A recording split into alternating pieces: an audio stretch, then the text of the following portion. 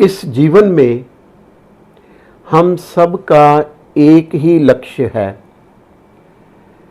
वो लक्ष्य है कि हमें जीवन में आनंद मिले, शांति मिले और सुख मिले।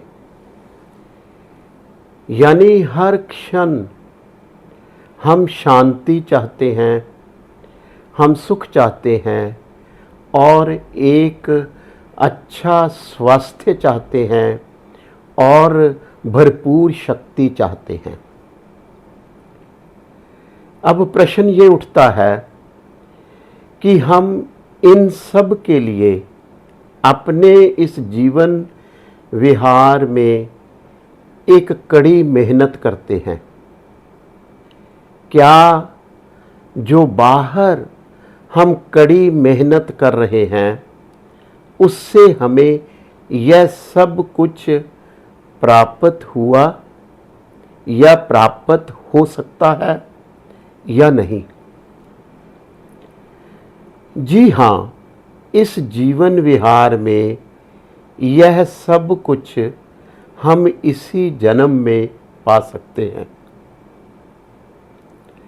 महात्मा बुद्ध ने इसके लिए बड़ी एक अच्छी युक्ति बताई है। भगवान कहते हैं कि सुख, शांति, आनंद बाहर की घटना नहीं है, बल्कि यह हमारे भीतर की घटना है।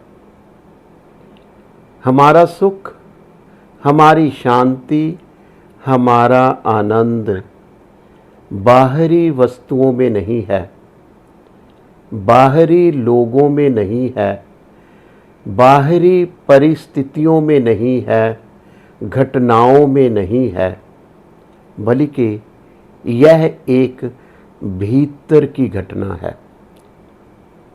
और इस भीतर की घटना को अनुभव करने के लिए, उसको अपनी अनुभूति में लाने के लिए, उसको प्राप्त करने के लिए हमें अपने भीतर जाना होगा और हमें अपने भीतर इसको पाना होगा।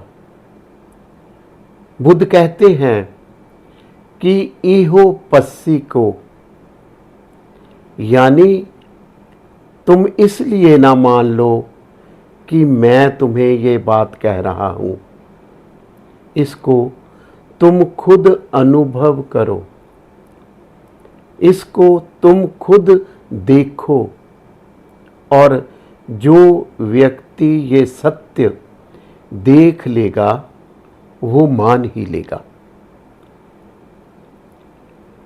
ये बड़ी एक अद्भुत युक्ति है जिसको संस्कृत में विपश्यना कहते हैं और हिंदी में विपासना कहते हैं। इसको करने के लिए या इसको घटता अपने जीवन में देखने के लिए, इसका होना इस जीवन विहार में देखने के लिए हमें कुछ इसकी तैयारी करनी चाहिए। तो आज मैं आपको इसकी कैसे प्लानिंग की जाए, इसको कैसे पुष्ट किया जाए, थोड़ा सा इसका आज वर्णन करना चाहूँगा। और फिर मैं चाहूँगा कि मैं अपनी वीडियो में इस अभ्यास को कैसे करना है वो आपको बता पाऊँ। इहो समग्गो विशुद्धिया, बुद्ध कहते हैं कि यह शुद्धि का मार्ग है, यह एक विशुद्धि का मार्ग है जो हमारे मन में कालिख है, जो हमारे मन में मैल है, जो हमने अपनी अबोध अवस्था में इकट्ठी की हुई है, उसको साफ करने का मार्ग है। और जब आप उसको साफ कर लेंगे, जब इस मन को आप नितांत निर्मल कर लोगे, तो कभी हो ही नहीं सकता कि आपके जीवन में सुख ना आए, शांति ना आए, आनंद ना आए, आपके दुखों का शमन ना हो। बुद्ध इसका आश्वासन देते हैं।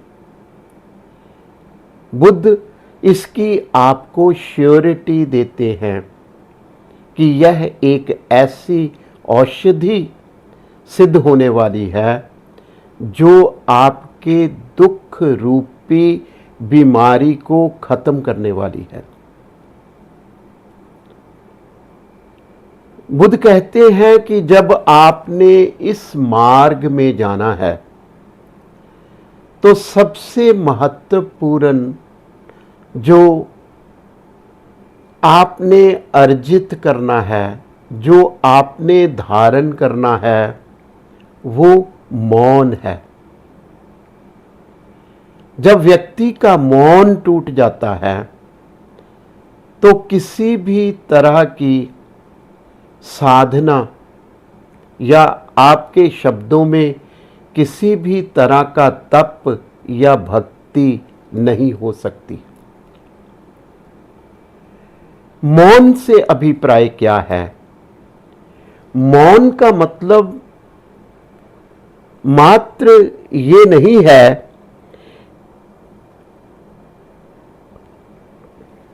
कि आपने बिल्कुल चुप हो जाना है।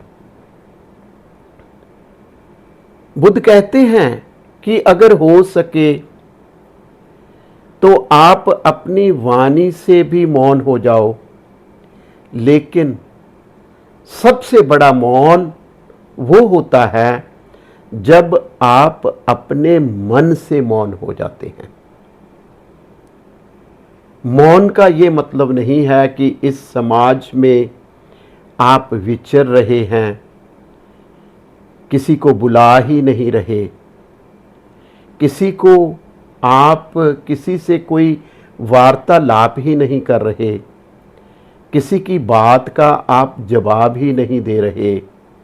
दूसरे शब्दों में मौन का मतलब इंट्रोवर्ट होना नहीं है। मौन का मतलब इन मुसीबतों से पलायन करना नहीं है। मौन का मतलब है कि आपने इस जीवन विहार में किसी के साथ कोई कटु शब्द नहीं बोलना, किसी को कोई कड़वी बात नहीं कहनी, कोई फिजूल की बातें नहीं करनी जिससे आप समय का सदुपयोग ना कर सकें। कोई ऐसी बात नहीं करनी जिसे हम चुगली कहते हैं, जिसे हम निंदा कहते हैं। चुगली या निंदा करके दो मित्रों में जो परस्पर प्रेम है उसको तोड़ना नहीं है। अगर आप में ये गुण हैं तो आपके वाणी का जो कर्म है वो सम्यक हो जाता है। यही मौन है। वरना जब हम शिविर में होते हैं तो हम वाणी से भी मौन हो जाते हैं, हम अपने मन से भी मौन हो जाते हैं, यहाँ तक कि हम किसी को इशारों से भी बात नहीं कहते। लेकिन एक गृहस्थी ने जब मौन होना है तो उसने अपने वाणी के कर्मों को ठीक करना होता है। अगर आप किसी को कड़वी बात बोल रहे हैं, अगर आप फिजूल की बात बोल रहे हैं, अगर आप कोई चुगली या निंदा करके किसी दो दोस्तों की मित्रता में फर्क ला रहे हैं तो आपका मौन टूट जाता है। तो इसलिए सबसे पहली और सबसे बड़ा गुण जो आपने अर्जित करना है, अगर आप सचमुच इस शुद्ध धर्म के रास्ते चलना चाहते हैं, अगर आप सचमुच इस मुक्ति के रास्ते आप चलना चाहते हैं, आप उस अमृत को, उस ध्रुव को, उस नित्य को पाना चाहते हैं, तो आपको मौन धारण करना होगा। दूसरी बात जो बुद्ध कहते हैं कि आपकी तपस्या में, आपके तप में आपको साथ देने वाले दो पक्ष हैं। वो दो पक्ष,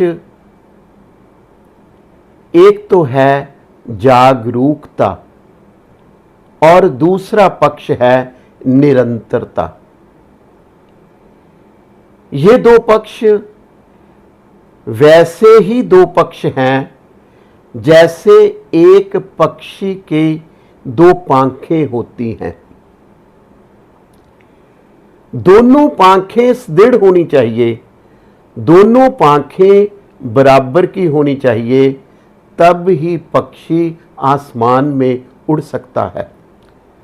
ठीक इसी तरह अगर आपकी तपस्या में निरंतरता है और जागरूकता है तो आपका इस पथ पर चलना सुलभ हो जाता है।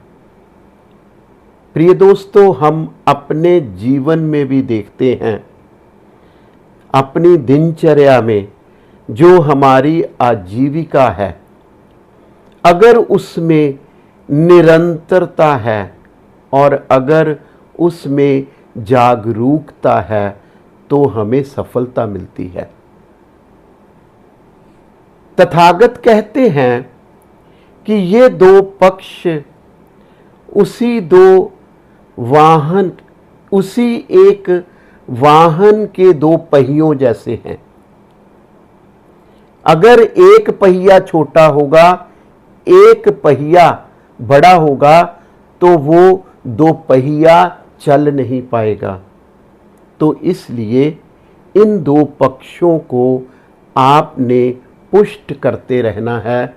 इन दो पक्षों को आपने बड़े ही ध्यान से अर्जित करना है अगर सचमुच आप विपस्सना में कूदना चाहते हैं। अब जागरूकता क्या है?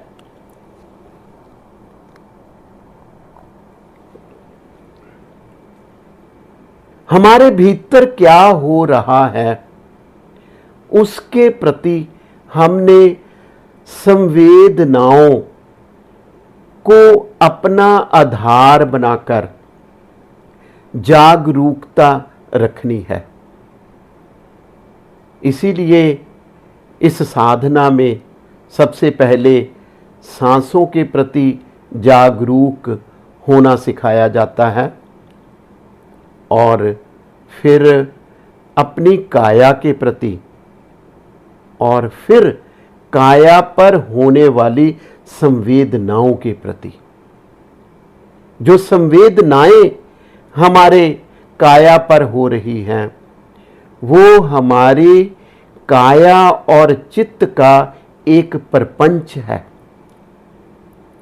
वो जब भी कोई हमारे भीतर विकार जागता है, जो हमें व्याकुल बनाता है, जो हमें अशांत बनाता है, जो हमें दुख बनाता है, इन संवेदनाओं के रूप में हमारी काया पर उभरता है।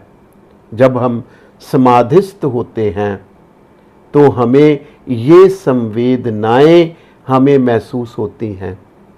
भगवान कहते हैं कि अगर आपने जागरूकता का सबक लेना है तो आपको विपश्यना में ये सबक मिल सकता है।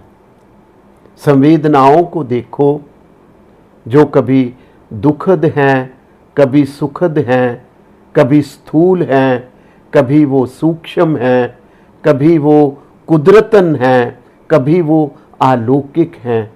उनको बड़े ध्यान से हमें अनुभव में लाना होता है जब हम समाधि में होते हैं। इनका स्वभाव देखना होता है। जब हम इनका स्वभाव देखते हैं तो हम पाते हैं कि ये सारी वेदनाएं नित्य नहीं हैं, ये वेदनाएं अनित्य हैं। और जब हम देखते रहते हैं तो हमें अनुभव होता है कि ये वेदनाएं बनी ही व्यय होने के लिए है। प्रतीतीय समूह उत्पाद का नियम भगवान बुद्ध ने दिया है कि जो कुछ भी हमारी काया में बन रहा है वो अनित्य है, वो कुछ देर ठहरता है और फिर व्यय हो जाता है। यहीं से तो हमें शिक्षा मिलती है कि जो भी इस सृष्टि में कोई वस्तु है, कोई जीव है, कोई निर्जीव वस्तु है, कोई स्थिति है, कोई परिस्थिति है, वो सब खत्म होने वाली है, वो सब परिवर्तनशील है, वो सब बनती है, फिर बिगड़ती है और फिर बनती है। तो जो चीज़ें स्थायी ही नहीं है, हमें समाधि में, हमें विपश्यना में यह शिक्षा मिल जाती है कि हम उनके प्रति इतनी आसक्ति क्यों कर रहे हैं। अंततः हमें पता चल जाता है कि हमारी काया का अणु अणु बन रहा है और व्यय हो रहा है। बुद्ध कहते हैं कि मैंने अनुभव किया है कि जब मैं एक पलक झपकता हूं या मैं एक चुटकी बजाता हूं तो ये वेदनाएं या ये अणु 7 सहस्त्र कोटि बार जन्म लेते हैं और व्यय हो जाते हैं। वो कहते हैं कि किस अणु को मैं कहूं कि ये मैं हूं, किस अणु को कहूं कि यह मेरा है। इससे पहले कि इसको कहूं वो नष्ट हो जाता है, वो व्यय हो जाता है। जो हमारी काया अणुओं की बनी हुई है, हर क्षण बन रही है और खत्म हो रही है। यह एक बड़ी शिक्षा हमें मिलती है कि आसक्ति जो है हम अपने जीवन विहार में करते हैं, वो हमारी जो आसक्ति है तभी टूटेगी अगर हमारे में अनित्य भाव आएगा। और यही अनित्य भाव फिर हमारे व्यवहारिक जीवन में जाएगा। जब हम अपनी समाधि से उठेंगे तो फिर हमें पता चलेगा कि मैं एवं ही चीज़ों से जुड़ा हुआ हूँ, चीज़ों से मैंने आसक्ति की हुई है, मुझे अनासक्त रहना चाहिए। अगर मुझे इस स्ट्रेस से बचना है, अगर मुझे इस तनाव से बचना है तो मुझे इन वस्तुओं के प्रति इतनी आसक्ति नहीं रखनी चाहिए, क्योंकि ये सब व्यय होने वाली हैं। तो ये अनित्य भाव हमें प्राप्त होता है, हमें अनात्मक भाव का अनुभव होता है और हमें दुख का बोध भी अपनी समाधि में हो जाता है। तो दूसरा पक्ष बुद्ध कहते हैं कि निरंतरता, हमें निरंतरता से अपनी ये जो साधना है वो करनी होगी। जब हम समाधि में होते हैं, तब तो हमें निरंतरता से करनी ही करनी है, लेकिन जब हम जीवन विहार में होते हैं तब भी हमें ये तप निरंतरता से करना होता है।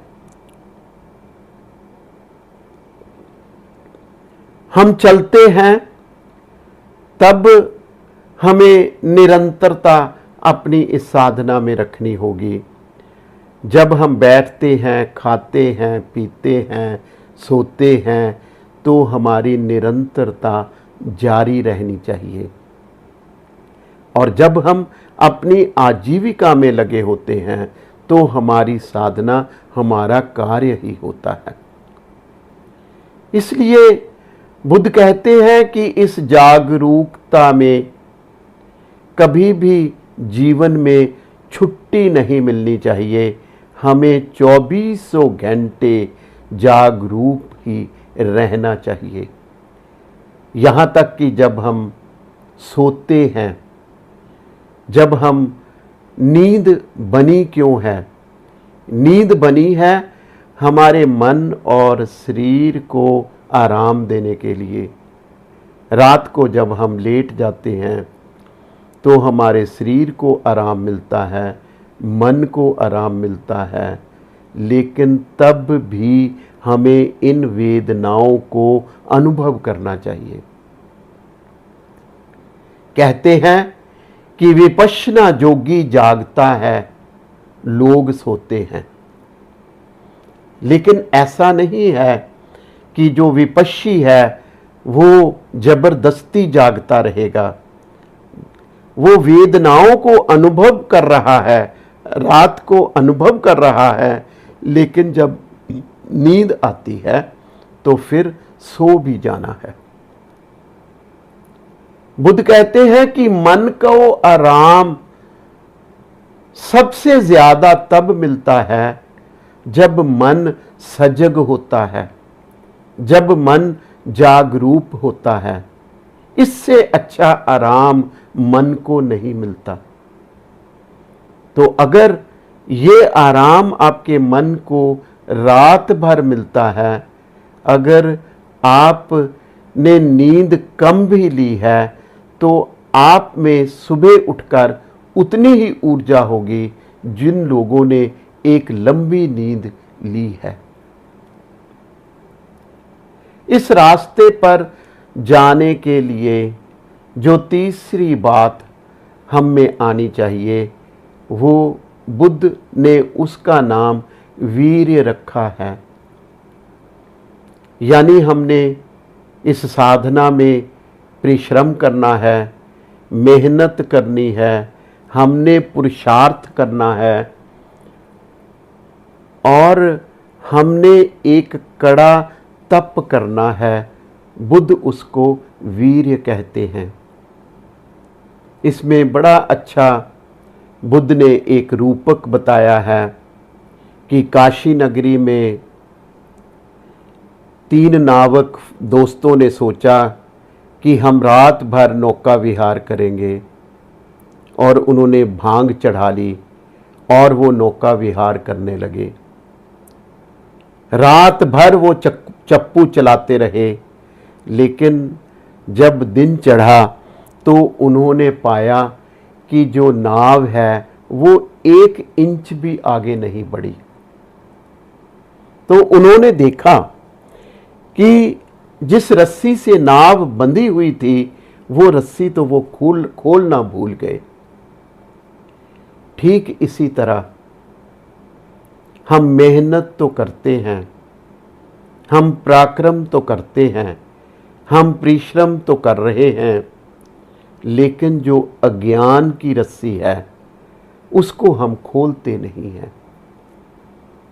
हर क्षण हम राग रंजित हैं, हर क्षण हम द्वेष दूषित हैं, हर क्षण हम मोह विमूढ़ित हैं।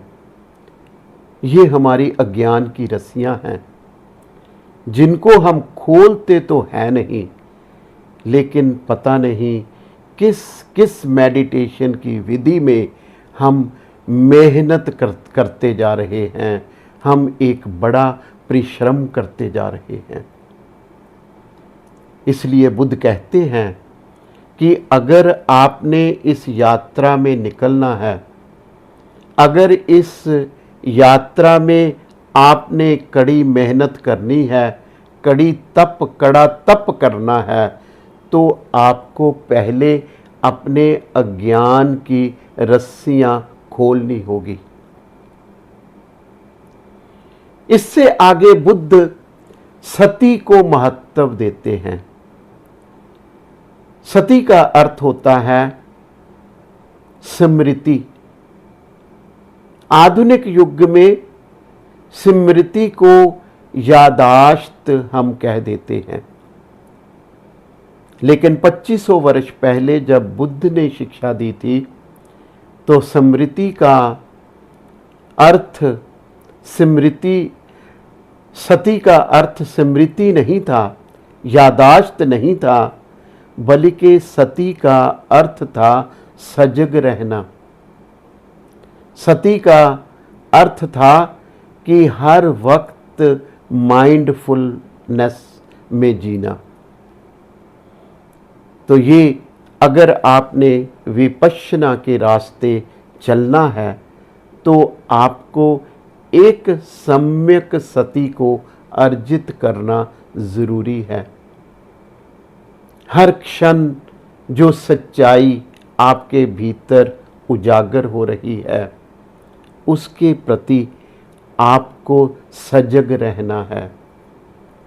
इसीलिए तो शुरू में ही अपनी सांसों के प्रति हमें सजग कर दिया जाता है।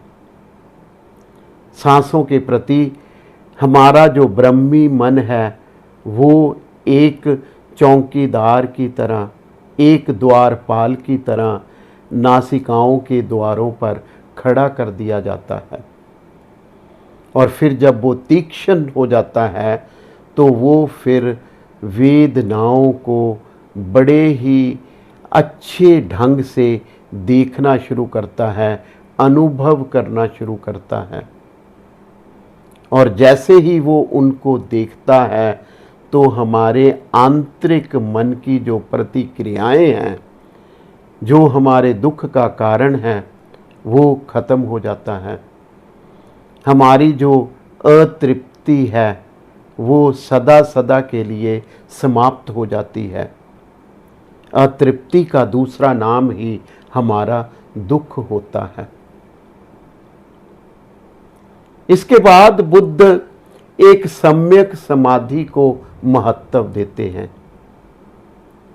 वो अपने कल्याण मित्रों को बोलते हैं, अगर आपने सचमुच में विपश्यना में कूदना है तो आपकी एक सम्यक समाधि होनी चाहिए। सम्यक का मतलब है सही समाधि, एक निर्मल मन की समाधि। आपका मन तो निर्मल हुआ नहीं और आप कह रहे हैं कि मैं समाधिस्थ हूँ, मैंने अपनी काया का सर्ग कर लिया है, मैं अनारंभी हो गया हूँ। तो बुद्ध कहते हैं कि यह बात संभव नहीं है।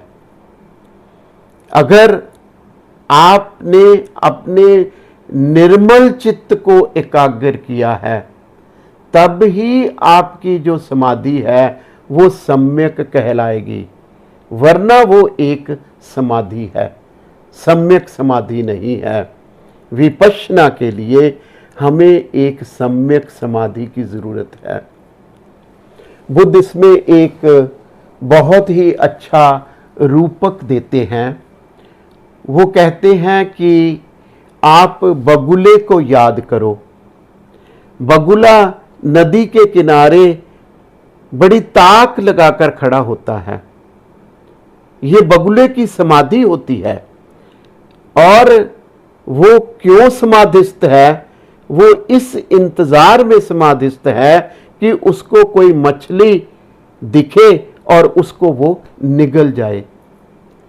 इसी तरह बुद्ध कहते हैं कि बिल्ली चूहे की बिल के बाहर समाधिस्थ होती है, एक रुआं भी नहीं हिलती। उसको यह इंतज़ार होता है कि चूहा आए और उसको दबक ले। इसी तरह शिकारी अपनी बंदूक की नाल पर समाधिस्थ होता है कि शिकार आए और वो उसको धाएं मार दे। ये सब समाधि की अवस्थाएं हैं, समाधि की स्थितियां हैं, लेकिन ऐसी समाधि हमारे किसी काम के लिए नहीं है। अगर हम राग का, द्वेष का और मोह का आलंबन लेकर अपनी समाधि लगाते हैं तो वो समाधि सम्यक समाधि नहीं कहलाएगी। राग का आलंबन लेकर, मोह का आलंबन लेकर, द्वेष का आलंबन लेकर भी समाधिस्थ हुआ जा सकता है, लेकिन ऐसी समाधि हमारे किसी काम की नहीं है। हमने तो पहले अपने मन को नितांत निर्मल करना है, और जब मन नितांत निर्मल हो जाता है तब उसकी एकाग्रता होती है, तब वो सम्यक समाधि बनती है। और इसके लिए बुद्ध कहते हैं कि आनापान सति योग साधना पहले हमें पुष्ट करनी होगी, फिर हमें कायानुपस्सना में उतरना होगा, और फिर हमें वेदनानुपस्सना में उतरना होगा, और फिर हमें चित्तानुपस्सना में उतरना होगा, और फिर हमें धम्मानुपस्सना प्राप्त होगा। मैं कोशिश करूंगा कि ये 5 की 5 विपश्यना की अवस्थाएं मैं आपके साथ इनकी अपनी अगली वीडियो में चर्चा कर सकूं। लेकिन बुद्ध कहते हैं कि आपकी समाधि सम्यक समाधि होनी चाहिए। आपका केवल जो हमारा लक्ष्य है मन को एकाग्र करना नहीं है, हमारा लक्ष्य अपने मन को निर्मल करना है। जो एकाग्रता है वो हमारे लिए साध्य नहीं है, एक साधन है। हमारे लिए साध्य तो मन की निर्मलता होती है। और फिर बुद्ध अंततः प्रज्ञा का महत्व देते हैं। वो कहते हैं कि जो सही ज्ञान है, प्रज्ञा से अभिप्राय होता है प्रत्यक्ष ज्ञान। बुद्ध परोक्ष ज्ञान को महत्व नहीं देते। अगर वो कहते हैं कि किसी बोध पुरुष ने कोई ज्ञान प्राप्त किया है, आपके किसी देवी ने, किसी देवता ने, किसी अरिहंत ने, आपके किसी गुरु ने अगर ज्ञान प्राप्त किया है तो वो ज्ञान उसके लिए है, आपके लिए वो पराया ज्ञान है। तो प्रज्ञा का मतलब होता है, प्रज्ञा का मतलब ही यही है कि आपका अपना ज्ञान, आपने जो सत्य को हर क्षण अपनी अनुभूति पर उतारना है, वो आपका ज्ञान है। अगर किसी ने ज्ञान लिया, उसने आपको व्याख्यान किया, उसने कहीं लिखा, आपने पढ़ा, वो आपके लिए एक श्रुत ज्ञान है। और अगर आपने उस ज्ञान का चिंतन भी कर लिया तो वो आपके लिए चिंतन ज्ञान है। लेकिन आपका असली ज्ञान भावनामय ज्ञान है, जो इस 3.5 हाथ की काया में हर क्षण जो कुछ हो रहा है, अगर आपने उसको अनुभव कर लिया, अगर आपने उसको अपनी अनुभूति में ला लिया, तब वो आपका सत्य ज्ञान है। तब ही वो आपको मन और काया से परे लेकर जा सकता है। जो नित्य है, जो सत्य है, जो ध्रुव है, जो अमृत है। तो इसलिए बुद्ध कहते हैं कि जो समाधि जब आपकी पुष्ट हो जाती है, जबकि जब आपकी समाधि सम्यक हो जाती है, तो आपको अपने आप प्रज्ञा में आपको प्रवेश होने का आपको सौभाग्य प्राप्त होता है। और जब आप प्रज्ञा में प्रवेश कर जाते हैं तो आपको एक नई आयतन में जाने का मौका मिलता है, जहाँ पर आपका आनंद है, सुख है, आपका स्वास्थ्य है और आपके जीवन की सफलता है। अंततः बुद्ध कहते हैं कि ये इहो समग्गो विशुद्धिया में कहते हैं कि ये मार्ग विशुद्धि का तो है, लेकिन आपने अंत में देखना है कि क्या यह शुद्ध धर्म आपके जीवन में आया है या नहीं। अब जब आपके जीवन में कुछ अनचाहा होता है, कुछ मनचाहा नहीं होता, क्या आप तब कंपित होते हैं या नहीं? अगर आप पर इन चीज़ों का कोई असर नहीं होता तो आपके जीवन में ये ज्ञान सचमुच प्रैक्टिकली आपके व्यवहारिक जीवन में आ जाता है। और आप जब इस मार्ग से आप वापस अपनी इंद्रिय जगत में आते हैं तो आप पूरी तरह से परिवर्तित हुए होते हैं। तथागत कहते हैं कि आपके जीवन में जो लाभ हानि होती है, जो सफलता असफलता होती है, जो आपके जीवन में यश होता है या आपके जीवन में आपका क्रिटिसिज्म होता है, आपके जीवन में दुख होता है या सुख होता है, ये सब चीज़ें फिर आपको प्रकंपित नहीं करती। जब जीवन में पतझड़ आती है तो आप उसको भी बर्दाश्त करते हैं। जब आपके जीवन में बसंत आती है तो आप त्याग कर उसका आनंद लेते हैं। यही जीवन में आनंद है, यही आपके जीवन का सुख है और यही आपके जीवन की शांति है। धन्यवाद प्रिय दोस्तों, मेरा आभार प्रिय दोस्तों।